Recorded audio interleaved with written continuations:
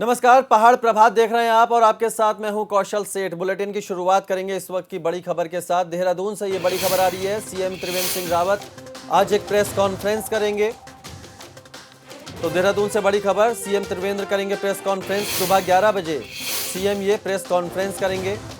मोदी सरकार 2.0 के 1 साल पूरे होने पर यह प्रेस कॉन्फ्रेंस की जाएगी और इस दौरान केंद्र से राज्य को मिल रहे सहयोग पर भी सीएम बात करेंगे। और इस खबर पर ज्यादा जानकारी के साथ रवि कैंतुरा हमारे संवाददाता हमारे साथ जुड़ गए हैं। रवि, आज सीएम जो है प्रेस कॉन्फ्रेंस करेंगे 11 बजे। केंद्र की योजनाओं की तो बात होगी ही, साथ ही राज्य को क्या कुछ मदद मिल रही है केंद्र की ओर से, उस पर भी चर्चा करेंगे। और किन किन विषय पर सीएम बात करेंगे आज? जी देखिए, एक प्रेस कॉन्फ्रेंस है मुख्यमंत्री की, जिसमें वो आज तमाम पत्रकारों से बातचीत करेंगे कि राज्य में जिस तरीके से जो कोविड की संख्या है वो भी बढ़ती जा रही है, उस पर भी मंथन किया जाना है। इसके साथ ही साथ जो मोदी सरकार के दूसरे कार्यकाल का जो 1 साल पूरा हुआ है उसमें क्या उपलब्धियां रही, उनको लेकर भी जो है वो अपनी बात रखेंगे।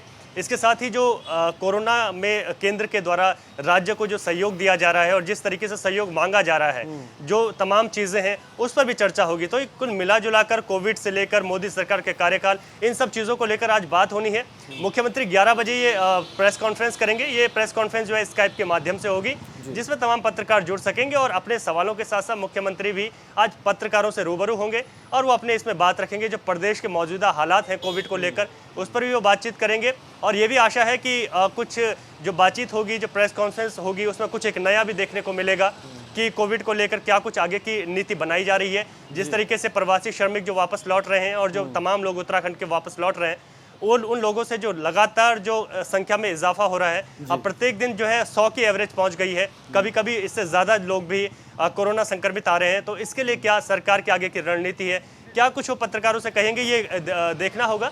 लेकिन जहां मोदी सरकार के दूसरे कार्यकाल के एक साल पूरे होने पर जो उपलब्धियां हैं उनको भी गिनाना है और उसके साथ ही जो प्रदेश की मौजूदा हालात हैं उन पर मुख्यमंत्री क्या सोच रहे हैं। जहां सरकार खुद क्वारंटीन हो गई है, जहां सरकार खुद सख्ते में आ गई है कैबिनेट मंत्री के पॉजिटिव होने के बाद, उस पर आगे क्या सोच रही है सरकार, किस तरीके से करेगी, तो ये तमाम बातें आज होंगी। बिल्कुल। रवि, क्या ये भी माना जाए कि जिस तरह से अनलॉक 1 की गाइडलाइन है उसमें कई तरह की छूट दी गई है, तो क्या जिस तरह से उत्तराखंड में मामले बढ़ रहे हैं तो क्या सीएम रावत कुछ सख्ती भी इसमें कर सकते हैं, कुछ गाइडलाइन बदल भी सकते हैं उत्तराखंड के लिए?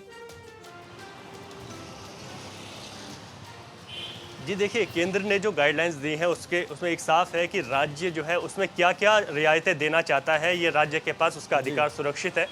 तो अभी फिलहाल 8 तारीख के बाद जो धार्मिक स्थल हैं, जो होटल्स हैं, रेस्टोरेंट हैं और जो इसके साथ ही तमाम जो रियायतें मिलनी हैं, उन पर एक जो बड़ा फैसला होना है, उसको देखते हुए सरकार जो है क्या रणनीति अपने आगे की बना रही है। क्योंकि जिस तरीके की अगर मौजूदा हालात हैं उत्तराखंड में, उसमें आम लोगों का भी ये कहना है कि ज़्यादा रियायतें मिलना ठीक नहीं है।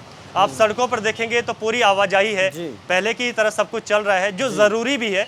लेकिन इसके साथ ये भी ज़रूरी है कि जो केसेस बढ़ रहे हैं और जो एहतियातन के तौर पर, क्योंकि जिस तरीके से पूरा ट्रैफिक खुल गया है, लोगों की आवाजाही खुल गई है, उसमें जो है कई जगह अब ऐसे भी बातें सामने आ रही हैं जहाँ पर सोशल डिस्टेंसिंग का जो है पालन नहीं हो रहा है, ये तमाम कुछ और चीज़ें हैं। तो इनको देखते हुए क्या सरकार आगे का निर्णय लेती है, इस पर सोचना पड़ेगा। जिन ज़िलों में कोविड की संख्या ज़्यादा है, जैसे नैनीताल है, देहरादून, हरिद्वार, पहाड़ों में अगर हम बात करें तो पौड़ी, उत्तरकाशी, इन ज़िलों में बहुत ज़्यादा जो है कोरोना के मरीज हैं। इनको क्या करना है, क्योंकि नैनीताल को तो रेड जोन घोषित कर लिया है, इसके साथ ही देहरादून में सबसे ज़्यादा केसेस हैं, यहाँ पर क्या करेंगे, इसको लेकर जो है सरकार सोचेगी। और रियायतों में क्या छूट देगी क्या नहीं, ये हो सकता है कि जो जिला वाइज है, जिन जिलों की जो स्थिति है, उन जिलों में उस हिसाब से रियायतें दी जाएंगी। बिल्कुल, बहुत शुक्रिया रवि आपका हमारे साथ जुड़ने के लिए और तमाम जानकारी हम तक पहुंचाने के लिए। तो सीएम 11 बजे प्रेस कॉन्फ्रेंस करेंगे, क्या कुछ कहेंगे ये देखने वाली बात है। आगे बढ़ते हैं। उत्तराखंड में कोरोना मरीजों की तादाद बढ़कर 1043 हो गई है। बीते मंगलवार को कोरोना के 85 नए मामले सामने आए। 24 घंटे के अंदर देहरादून में 11, नैनीताल में 22, पौड़ी और टिहरी में 3, रुद्रप्रयाग में 2 और चमोली में 3 नए मामले सामने आए। साथ ही कल तक 252 मरीज रिकवर भी हुए हैं। तो बड़ी खबर उत्तराखंड में कोरोना को लेकर कोरोना का आंकड़ा उत्तराखंड में लगातार बढ़ रहा है। 1043 हो गया है कोरोना मरीजों का आंकड़ा। मंगलवार को कोरोना के 85 के सामने आए।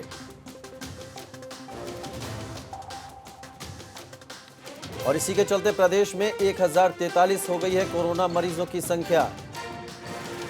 तो लगातार प्रदेश में कोरोना के मामले बढ़ रहे हैं।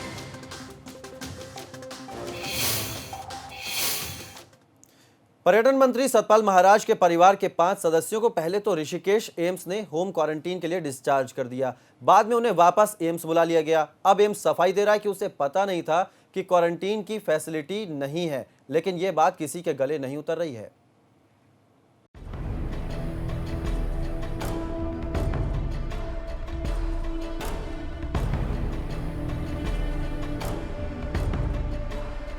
अभी तक उत्तराखंड में हर किसी का ध्यान तेजी से घूम रहे कोरोना मीटर की तरफ था, मगर कैबिनेट मंत्री सतपाल महाराज और उनकी पत्नी अमृता रावत में कोरोना की पुष्टि के बाद अब सबका ध्यान इसी ओर है।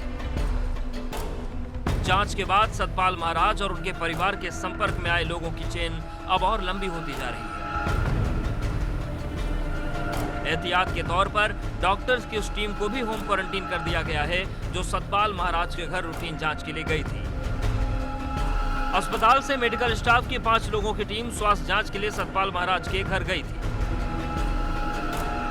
उस समय पता ही था कि नेगेटिव पॉजिटिव है ना, तो कल ही पता चला कि उनका मंत्री जी का भी है और अमृता मैम का भी, दोनों का पॉजिटिव रिपोर्ट आई है।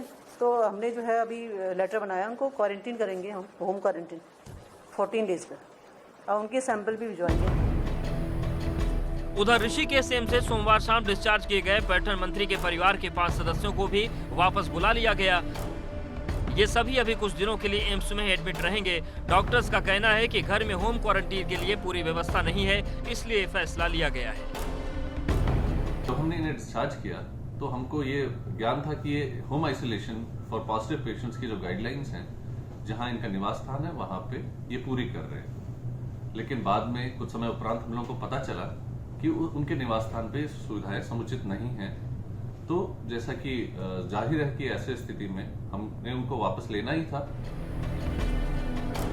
लेकिन सवाल यह है कि सतपाल महाराज के परिवार के सदस्यों को घर भेजने से पहले एम्स में क्या होमवर्क नहीं किया था? अगर होम क्वारंटीन की सुविधा नहीं थी तो फिर यह फैसला क्यों लिया गया? कैबिनेट मंत्री सतपाल महाराज, उनकी पत्नी और उनका परिवार कोरोना पॉजिटिव होने के बाद पूरे उत्तराखंड में हड़कंप मचा हुआ है। लेकिन ताज्जुब की बात है कि एम्स प्रशासन ने उनके परिवार के 5 सदस्यों को इस बात पर डिस्चार्ज कर दिया कि उनके घर में होम क्वारंटीन की उचित व्यवस्थाएं हैं। लेकिन जिला प्रशासन इसका संज्ञान लेते हुए इन 5 लोगों को वापस एम्स लौटा दिया, जिसके बाद एम्स को 5 लोगों को फिर से अस्पताल में भर्ती करना पड़ा। दरअसल एम्स ने केंद्र सरकार की गाइडलाइंस का हवाला दिया। एम्स का कहना है कि कोई भी व्यक्ति एसिम्प्टोमेटिक है तो उसे घर भेजा जा सकता है। इसी आधार पर एम्स ने सतपाल महाराज के परिवार के सदस्यों को डिस्चार्ज कर दिया, मगर बाद में पता चला कि उनके घर पर होम क्वारंटीन की सुविधा नहीं है। चलिए आपको सुनवाते हैं कि इस पर एम्स ने क्या बयान दिया था। Ministry of health and family welfare की भी गाइडलाइंस हैं, जिसमें कि ये साफ तौर पे लिखा हुआ है कि अगर कोरोना का रोगी एसिम्प्टोमेटिक है या माइल्डली एसिम्प्टोमेटिक है, स्टेबल है, तो उसको डिस्चार्ज करके होम क्वारंटाइन भेजा जा सकता है अगर उसके पास होम क्वारंटाइन की फैसिलिटी है। तो इसको मद्देनज़र देखते हुए, क्योंकि इन लोगों के पास होम क्वारंटाइन की अच्छी फैसिलिटी हैं, जहां पर ये हॉस्पिटल से ज़्यादा कंफर्टेबल रह सकते हैं, तो इनको डिस्चार्ज कर दिया गया है। मगर बड़ा सवाल यह है कि अगर सतपाल महाराज के परिवार के लोगों के पास घर में होम क्वारंटीन की सुविधा नहीं थी तो फिर उन्होंने एम्स से ऐसा क्यों बोला? क्या सतपाल महाराज के परिवार के लोग अभी भी कोरोना को मजाक में ले रहे हैं? बड़ा सवाल है कि क्या एम्स प्रशासन ने कोरोना जैसी महामारी में होम क्वारंटीन करने के निर्णय से पहले घर की व्यवस्थाओं का जायजा तक लेना उचित नहीं समझा? ऐसे में एम्स प्रशासन पर कई सवाल खड़े होते हैं कि क्या ये किसी के दबाव में निर्णय लिया गया था, या फिर जिला प्रशासन अगर इस पे संज्ञान नहीं लेता तो क्या एक बड़ी चूक फिर से हो सकती थी। अपने सहयोगी क्रिस्टोफर लॉरेंस के साथ रवि कैंतुरा, एबीपी गंगा, देहरादून। और कोरोना संक्रमण से जुड़ी बहुत बड़ी खबर आ रही है। देश में 2 लाख के पार पहुंचा है कोरोना मरीजों का आंकड़ा। कोरोना संक्रमण से जुड़ी बहुत बड़ी खबर आपको बता रहे हैं। देश में 2 लाख के पार पहुंचा है कोरोना मरीजों का आंकड़ा। अब तक 2,07,615 मरीज कोरोना संक्रमित हो गए हैं। और एक्टिव केस की बात करें तो 1,01,497 मरीज वहीं डिस्चार्ज हुए हैं 1,03,02 मरीज, और कुल 5,815 मरीजों की संक्रमण से मौत हुई है। तो कोरोना संक्रमण से जुड़ी बहुत बड़ी खबर बता रहे हैं। देश में 2 लाख के पार पहुंचा है कोरोना मरीजों का आंकड़ा। अविनाश हमारे संवाददाता ज्यादा जानकारी के साथ जुड़ गए। अविनाश, अपडेट दें इस खबर पर। अगर बात करें तो कोरोना का मामला काफी तेजी से बढ़ रहा है भारत में, और 2,07,000 के करीब ये मामला पहुंच गया है। हालांकि अब तक भारत के लिए यह है कि टेस्टिंग काफी तेजी से बढ़ रही है। 41 लाख अब तक टेस्ट हो चुके हैं। ऐसे में भारत के लिए यह है कि टेस्टिंग लगातार बढ़ाने की कोशिश की जा रही है। अभी 1 लाख से 1,15,000 20,000 के बीच में टेस्टिंग रोज हो रही है, जिसको और बढ़ाने की बात कर रही है। लेकिन केंद्र सरकार लगातार इस बात को लेकर भी चिंतित है कि इस हिसाब से लगातार मामले बढ़ रहे हैं, इसको कैसे रोका जाए, क्योंकि जो स्प्रेड है वो गांव तक भी पहुंच गया है और इसको रोकना सबसे महत्वपूर्ण है। और इसी के लिए केंद्र सरकार लगातार वैज्ञानिकों के साथ भी मंत्रणा कर रही है। तो ये सारी कोशिशें केंद्र सरकार अपनी ओर से कर रही है, राज्य सरकारों के साथ भी लगातार मंत्रणा कर रही है कैसे कोरोना को कंट्रोल किया जाए। लेकिन फिलहाल अगर बात करें तो स्थिति भारत के हाथ से निकलती हुई दिख रही है, क्योंकि लगातार केसेस बढ़ रहे हैं। डेली 7,000 8,000 के ऊपर केसेस आ रहे हैं। तो ऐसे में अब केंद्र सरकार फिर से एक बार राज्यों के साथ मंत्रणा करेगी और किस तरीके से इस केसेस को कंट्रोल किया जाए, इसको लेकर वो आगे के लिए जो है रणनीति तैयार करेगी। बिल्कुल, तो कहीं ना कहीं चिंता की बात है। बहुत शुक्रिया अविनाश। देश में 2 लाख के पार पहुंच गया है कोरोना मरीजों का आंकड़ा। 1,01,497 एक्टिव केस हैं और 1,03,02 मरीज जो डिस्चार्ज किए जा चुके हैं। वहीं मौत की बात करें तो 5,815 मरीजों की मौत हो चुकी है देश में। उत्तराखंड की खबरों का रुख करते हैं। उत्तरकाशी से यह बड़ी खबर आ रही है, जहां जिला प्रशासन के खिलाफ लोगों ने नाराजगी जताई है। क्वारंटीन हुए लोगों ने जिला प्रशासन के खिलाफ गुस्सा जताया है। बताया जा रहा है कि क्वारंटीन के 14 दिन बाद तक भी अधिकारी उनका हाल जानने नहीं पहुंचे और अब उत्तरकाशी में जिला प्रशासन के खिलाफ लोगों ने नाराजगी जताई है।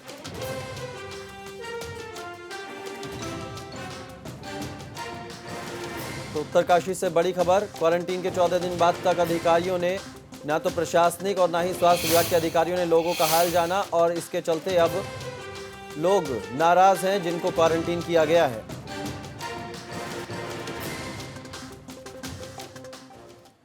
बागेश्वर में 5 और नए कोरोना पॉजिटिव मरीज मिले हैं। इन 5 मामलों के साथ अब जिले में कोरोना पॉजिटिव मरीजों की संख्या 21 हो गई है। ये सभी 5 कोरोना पॉजिटिव लोग बीते दिनों बाहरी प्रदेशों से आए थे, जिन्हें क्वारंटीन किया गया था।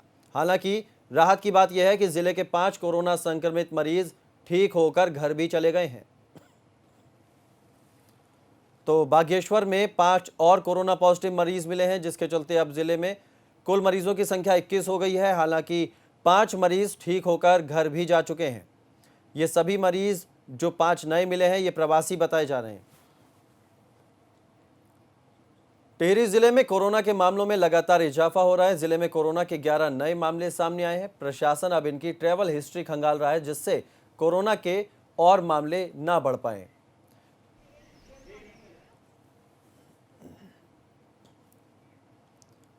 तो टिहरी में भी कोरोना बढ़ रहे हैं।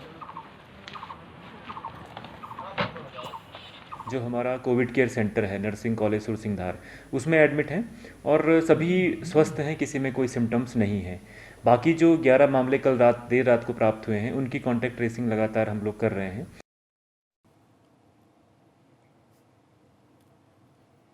हल्द्वानी में चंपावत जिले के लोहाहाट के रहने वाले एक युवक की कोरोना वायरस से मौत हो गई। ये युवक 18 मई को मुंबई से लोहाघाट पहुंचा था और 21 मई को तबीयत खराब होने के बाद लोहाघाट के सीएचसी में आइसोलेट किया गया था। 24 मई को इस युवक की कोरोना वायरस रिपोर्ट पॉजिटिव आई, जिसके बाद कोरोना पीड़ित मरीज को हल्द्वानी के सुशीला तिवारी अस्पताल में इलाज के लिए भर्ती कराया गया था, लेकिन युवक कोरोना से जंग हार गया और उसकी इलाज के दौरान मौत हो गई।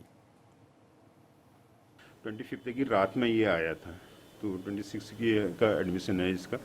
और इसको जो है इसकी स्थिति की ये हाइपरटेंसिव था, डायबिटीज़ थी इसको और अल्कोहलिक की भी हिस्ट्री थी इसकी। साथ में जो है जब ये आया था तो इसका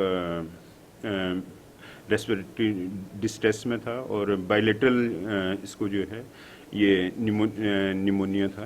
तो और आज सुबह जो है इसकी डेथ हुई। कोरोना के चलते उत्तराखंड के पर्यटन स्थल पीक सीजन के दौरान भी फीके पड़े हैं। यहाँ के पर्यटन व्यवसायियों को भारी आर्थिक नुकसान उठाना पड़ रहा है।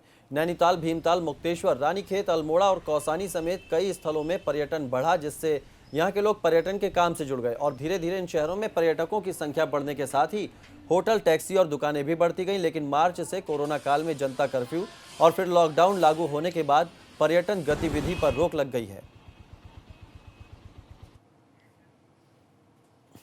नैनीताल तो इस टाइम पे कारोबार के हिसाब से तो बिल्कुल नील है। कहीं से कोई टूरिस्ट का आना जाना नहीं है और यहाँ के सभी दुकानदार जितने भी हैं, समस्त दुकानदार बहुत परेशान हैं। सबसे ज़्यादा इफेक्ट ही टूरिज्म इंडस्ट्री पे पड़ा है और आज की डेट में सरकार ने कोशिश तो की है कि 8 जून से सब होटल और रेस्टोरेंट खोल दिए जाए, पर जो क्लैरिटी नहीं होने की वजह से अभी तक सब कंफ्यूजन चल रहा है। कोरोना लॉकडाउन की वजह से मसूरी का पर्यटन कारोबार चौपट हो गया है, लेकिन अनलॉक 1 की नई गाइडलाइन जारी होने के बाद अब कुछ राहत मिलने की उम्मीद है। कंटेनमेंट जोन से बाहर सभी तरह की गतिविधियों को फिर से शुरू करने की इजाज़त दी गई है, लेकिन सरकारी नियमों के अनुसार लोगों को अब एक राज्य से दूसरे राज्य जाने के लिए किसी पास की ज़रूरत नहीं होगी। ऐसे में अब स्थानीय व्यापारियों को उम्मीद है कि उनका कारोबार भी फिर पटरी पर लौटेगा।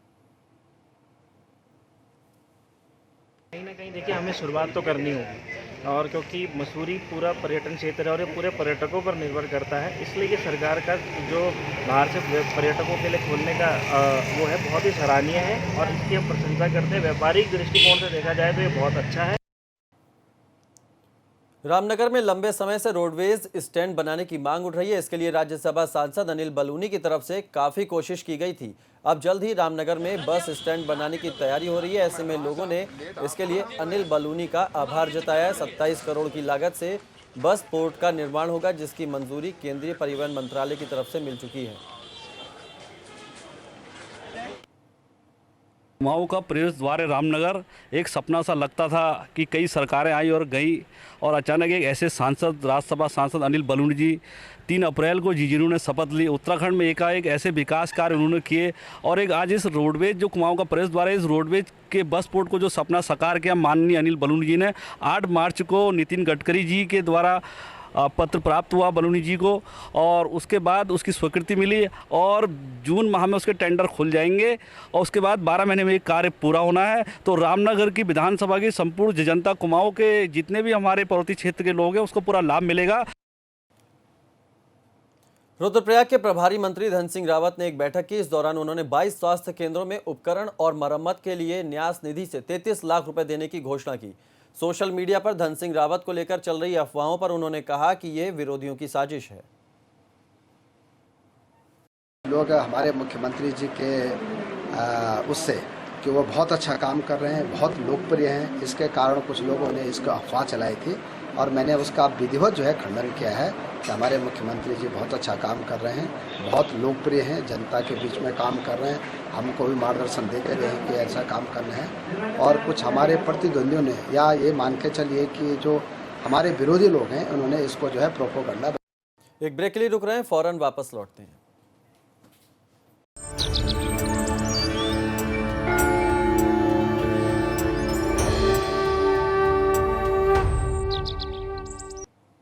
ब्रेक के बाद स्वागत है आपका। उधम सिंह नगर में पेट्रोल पंप पर बदमाशों ने लूट की बड़ी वारदात को अंजाम दिया। 3 नकाबपोश बदमाश पेट्रोल पंप से 7.5 लाख रुपए लूटकर फरार हो गए। अब पुलिस सीसीटीवी के आधार पर बदमाशों की तलाश कर रही है। में जो सीसीटीवी कैमरा हमने देखा है उसमें 3 लड़के दिखाई दे रहे हैं और वहाँ एक लूट की घटना उन्होंने की है। जो तहरीर हमें पेट्रोल पंप के मैनेजर के द्वारा दी गई है, उनके द्वारा बताया गया है कि 7.5 लाख रुपए लूट लिए गए हैं। तो इस पर अभियोग पंजीकृत हो चुका है। हरिद्वार में वन प्रभाग की बहादुराबाद चौकी पर तैनात वन दारोगा और कर्मियों पर अवैध वसूली का आरोप लगा है। बहादुराबाद वन प्रभाग चौकी में तैनात दारोगा और वन कर्मियों पर जुर्माने के रूप में 1 लाख रुपए लेकर सिर्फ 34,000 की पर्ची काटने का ट्रक मालिक सुशील ने आरोप लगाया। इस मामले में हरिद्वार वन प्रभाग के डीएफओ नीरज शर्मा ने जांच के बाद कड़ी कार्रवाई की बात कही है।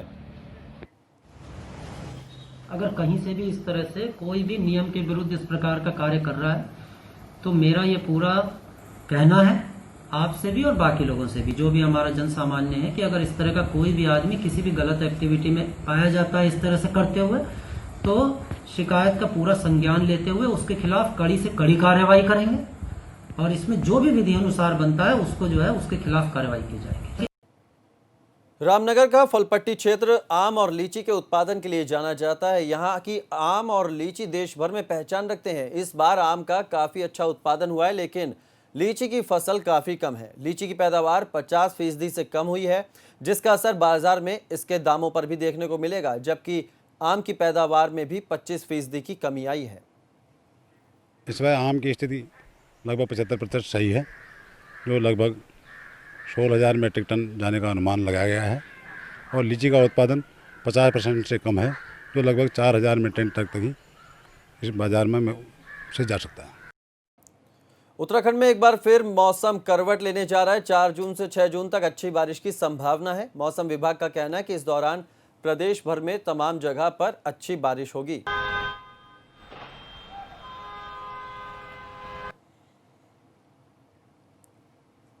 तो फिर करवट लेगा मौसम। आप देखेंगे 4 तारीख जून से तो जो एक्टिविटी है वो बढ़ेगी। वो आप देखेंगे कि फिर से पहाड़ों में या अनेक जगहों में जो है हल्की मध्यम तक की जो बारिश है वो देखने को मिलेगी, या जो थंडरस्टॉर्म एक्टिविटी वो देखने को मिलेगी। और उसके बाद 5 और 6 को अगर बात करें जून में खासकर, तो उसमें अभी जो प्रिडिक्शन दिखा रहे हैं और जो लग रहा है कि हाँ ऐसा मिलना चाहिए, तो उसमें बहुत अच्छी बारिश भी जो है 5 और 6 जून में वो प्रदेश में उत्तराखंड में मिलने वाली है। 5 जून को चंद्र ग्रहण लगेगा, लेकिन ये चंद्र ग्रहण उपछाया होगा। बद्रीनाथ धाम के तीर्थ पुरोहितों का कहना है कि इस ग्रहण का मठ मंदिरों के ऊपर कोई असर नहीं पड़ेगा। तो 5 जून को होगा चंद्र ग्रहण और मठ मंदिरों पर नहीं होगा कोई असर।